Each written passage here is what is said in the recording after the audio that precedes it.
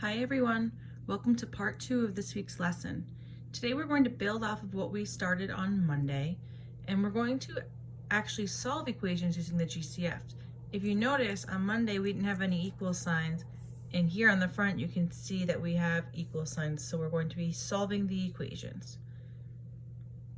At the top it says the following property along with factoring can be used to solve certain equations.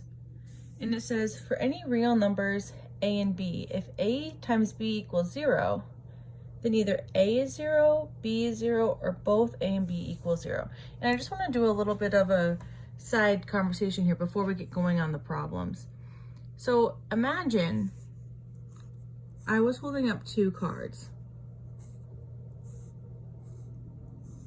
And I said that when you multiply these together, now not like a regular deck of cards, just 2 pieces of paper with numbers on the back. So I'm holding up 2 cards and you don't know what numbers are on the back, and I say when you multiply them together, it has to be 0. So when I'm thinking about what I can multiply together, what could I multiply together to get a result of 0? Well, if we had numbers in here that aren't 0 on both of them, like say we had 2 times 3, that would give us 0. The only way to get 0 is if one of these cards is 0. So we could have like 0 times 2 equals 0. Or we could have -4 times 0 equals 0. But either way, one of these has to be 0. What's another way? If it wasn't one of them that had to be 0, there's another way we could get 0. The other option is if both of the cards were 0. 0 times 0 is 0. So that's basically what the zero product property is. It's that if we're multiplying 2 things together and they equal 0, at least one of them has to be 0 in order for it to be true. So now let's take a look at our first exercise. It says solve each equation and check your solutions. Our first equation is x times the product of x and 3 equals 0. So I have 2 things that I'm multiplying together and they're equal to 0. So back up at the cards, that's like having, if I have my cards for number 1, what is the first factor here? The first factor is x. So that's like having an x in our first card. The second one, in the second card, it would be the x plus 3. So that's how this is broken down. So here's our first card, and this is our second card. So I know that at least one of them has to be 0. So to solve this, I'm going to set it up and I'm going to do 2 different sides, one for each factor. I'm going to take each term and set it equal to 0 and then solve. So we have x equals 0 and x plus 3 equals 0. Is there anything to solve with x equals 0? Nope, because x is already by itself. But on the other side, there is something we can do to get x by itself. To undo this plus 3, we would subtract 3 from both sides. 3 minus 3 cancels out, it's 0, so we have x equals 0 minus 3 is -3. We got 2 answers for this problem. We got 0 and -3. Our answers need to go in set brackets. They're a list of numbers. Remember, ordered pairs, x comma y, those go in parentheses. It's a point on the graph, but we're not dealing with those. We are dealing with set brackets. And for set brackets, we put them in least to greatest. So I would put -3 first and then 0. That's my answer. But the directions also say to check your solution. So we have to check. We're going to have to do, we have 2 different solutions, so that means we have to do 2 checks. For my first check, let's check x equals -3. So for a check, remember the first thing we do is we write the original, and then we have to substitute in the value we are checking for x. So if I'm checking -3, I'm going to say -3 times -3 plus 3 equals 0. Using PEMDAS, we do what's in the parentheses first. So -3 times -3 plus 3 is 0.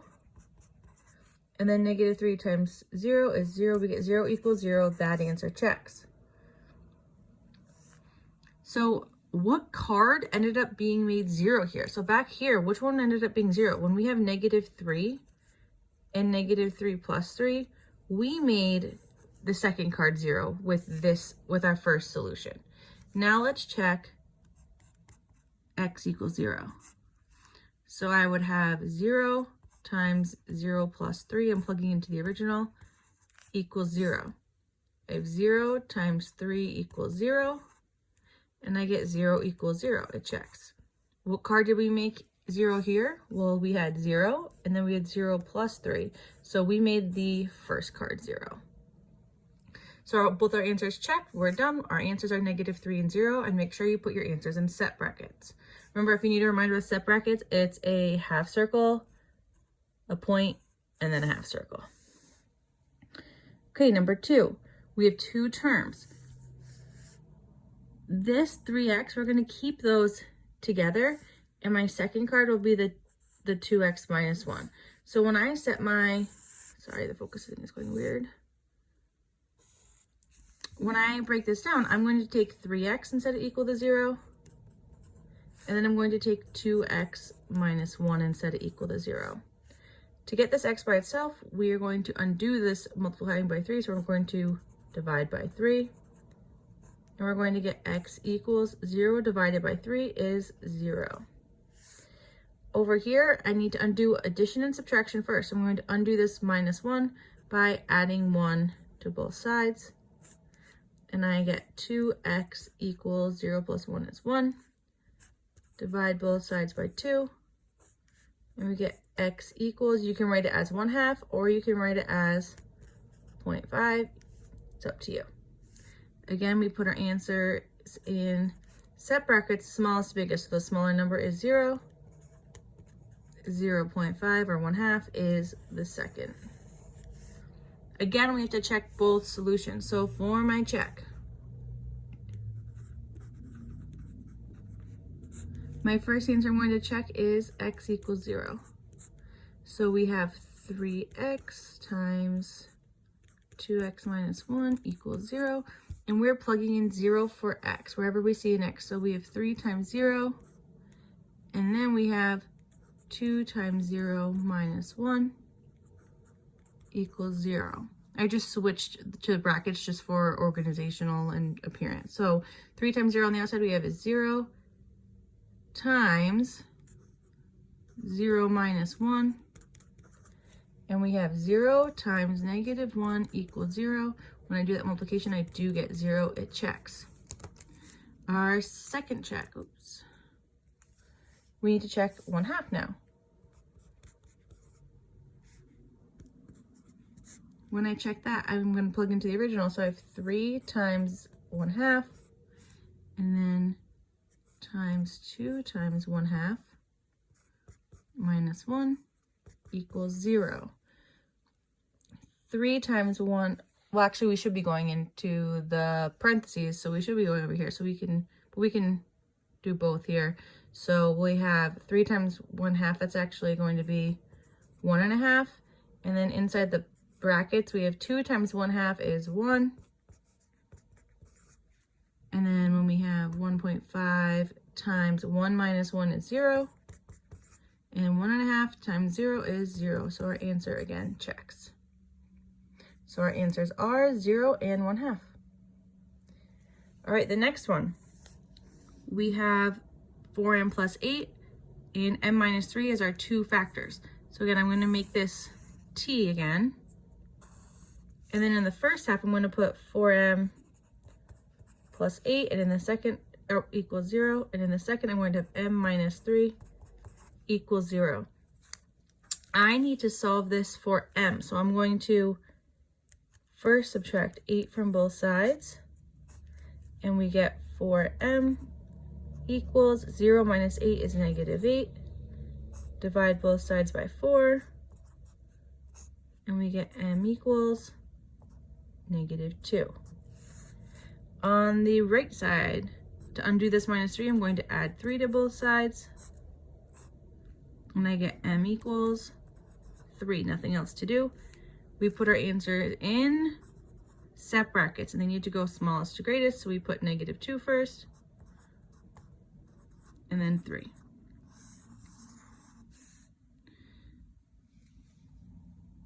And then we would also have to check these, but I'm going to skip the check for this one and actually move on to the back. Okay, the problems on the back look a little different now. They're not broken down into the factors. We have to do that, and this is where the lesson from Monday comes into play.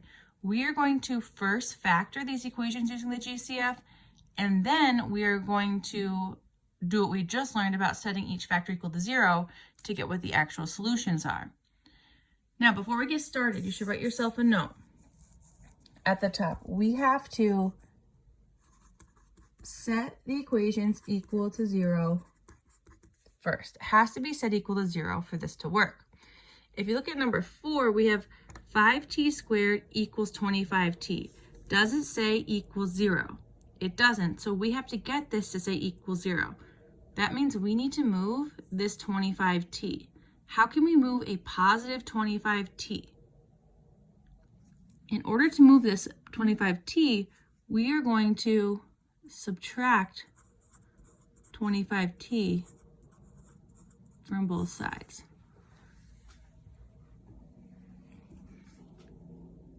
This looks like an addition, but it's really a subtract. So, can I put together 5t squared and a negative 25t? We can't, and the reason we can't is because this is t squared and this is just t to the first. They have to be the same variable raised to the exponent in order to combine them. So that means we have 5t squared minus 25t. They have to stay separate, equals, and then 25t minus 25t, that cancels, and now we have the equal 0 that we are looking for. We need to find the GCF. So from the other day, remember, we set up each term we have to list the factors for. So we have 5t squared equals 25t equals, and then we found the GCF. So for 5t squared, if I were to make a factor tree of 5, that would just be break down to 5 and 1. We can't do it, so there's nothing more we can break it down to. So we just do 5 times, now to account for the variable, we have t times t. A factor tree for 25 breaks down into 5 and 5, and like we said before, 5 is prime, so we can circle both. So 25t breaks down into 5 times t. To find the GCF, we have to find the factors that each term has in common. I see they both have a 5 and they both have a t. So this comes down as a 5, and then this one would come down as a t.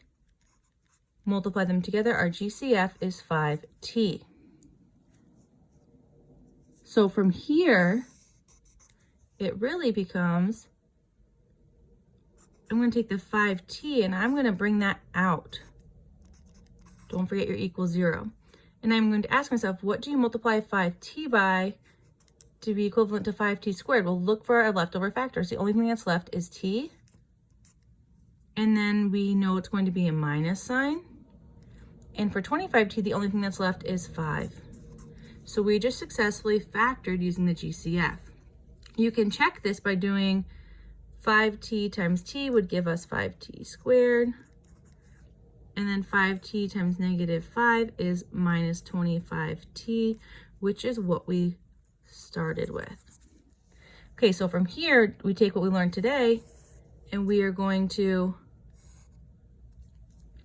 set each factor equal to 0. So we have 5t equals 0, and then we're going to have t minus 5 equals 0.